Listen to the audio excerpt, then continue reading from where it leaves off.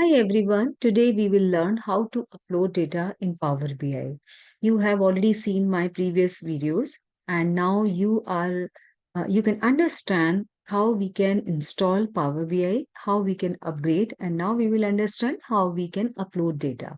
So there are various, you can see these are the three tabs: data, visualization, and this one is filters. When we will minimize all these three, so you can see this canvas would be bigger. And on this canvas, you can say import data from Excel, import data from SQL, and paste data into a blank table. Try a simple semantic model. So we will click here. You can see common data sources, Excel workbook, Power BI semantic models, data flow, Dataverse, SQL server, analysis services, text oblique CSV files, web, OData, and many more. You can see complete list.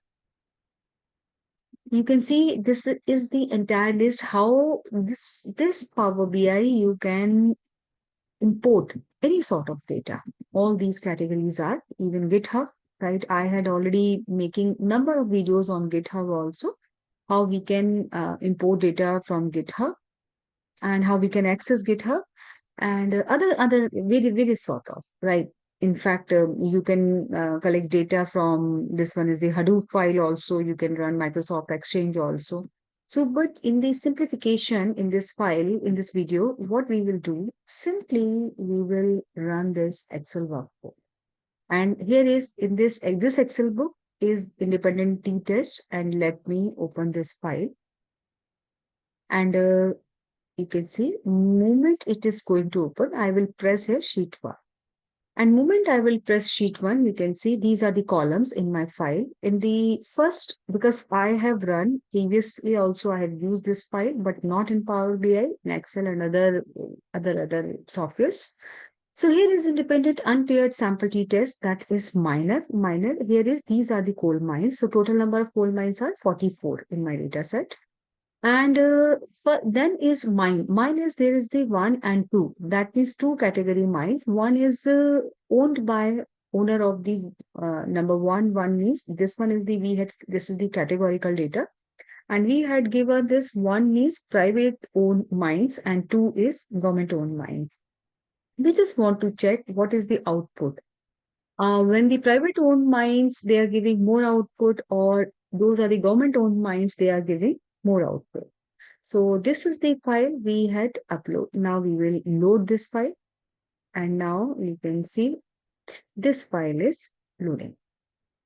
After this, we can do various kind of analysis with the help of this file. Now you can see in data, you can see this is the sheet 1. When I would press here, this one is the sheet 1. You can see number of columns. I'm all number of columns because these are reflecting over here. Let's say I want to create, mm, let's say I want to create this chart. This one is not the, because I need some very simple chart. Let's say we are taking this one is, mm, right. And on in the x-axis, I am putting up this column 2, and this one is the y-axis, I am putting up column 3.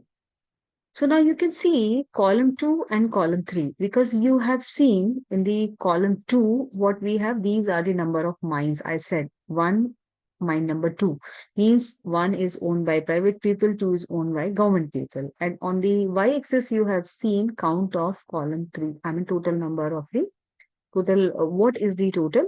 You can say output, because whatever is the data is put it in the column 3, that will take it.